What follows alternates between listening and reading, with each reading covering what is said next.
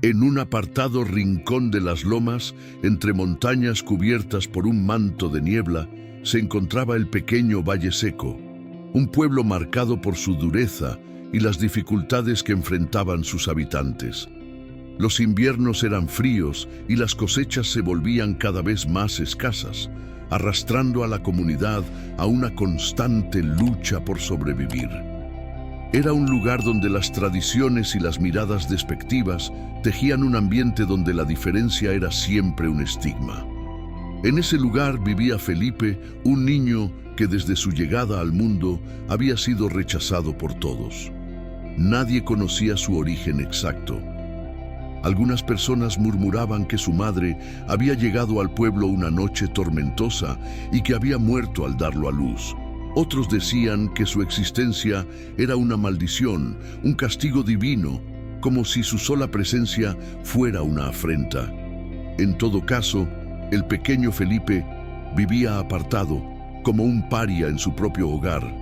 El niño fue criado por Isabel, una mujer mayor y bondadosa que lo encontró a las puertas de la iglesia, envuelto en una manta, sin que nadie lo reclamara. Ella lo cuidó con todo su amor, aunque la comunidad nunca aceptó al niño. Las madres lo alejaban de sus hijos, los hombres le daban miradas llenas de desconfianza y las puertas se cerraban al paso de Felipe. Nadie lo quería y su existencia se convirtió en una sombra que rondaba por el pueblo.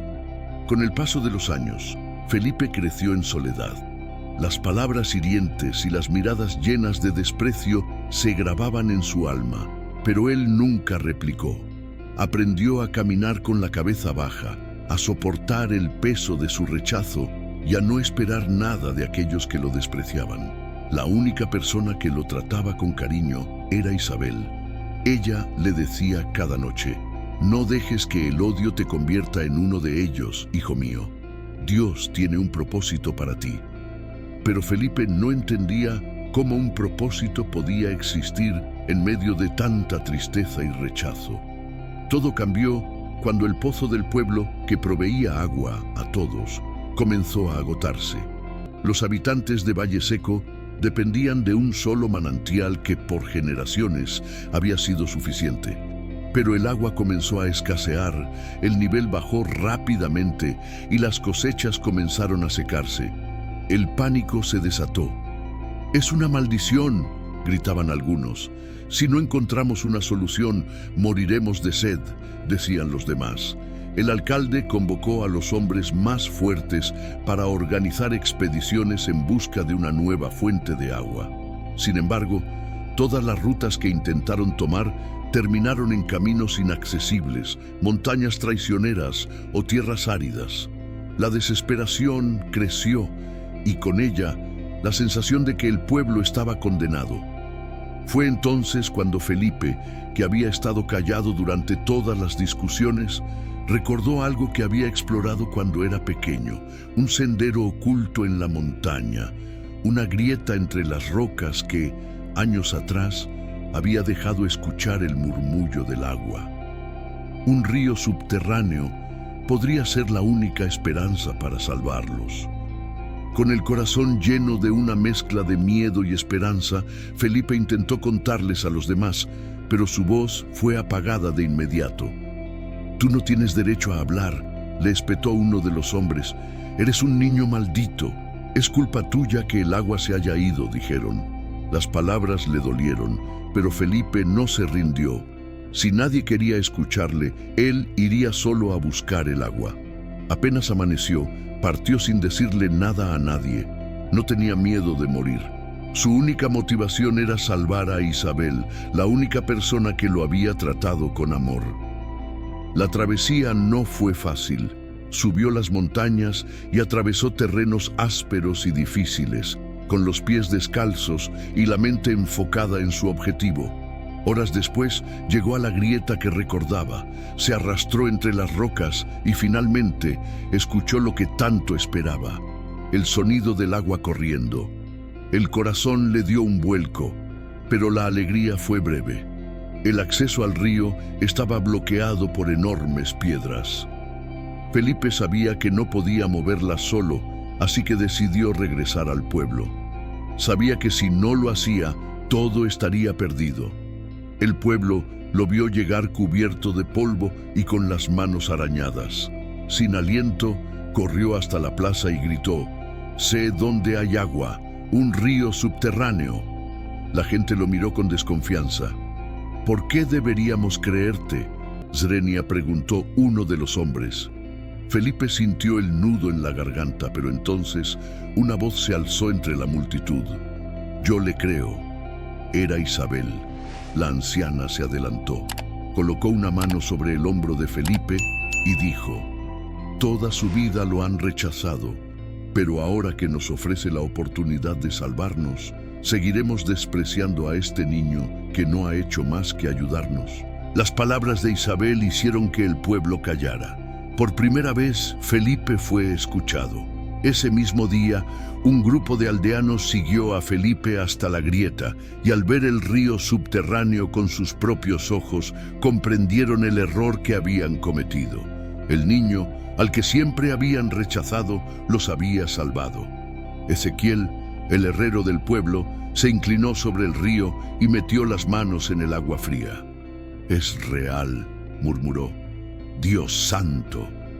Los hombres comenzaron a trabajar, moviendo las piedras y cavando un canal para que el agua pudiera llegar al pueblo.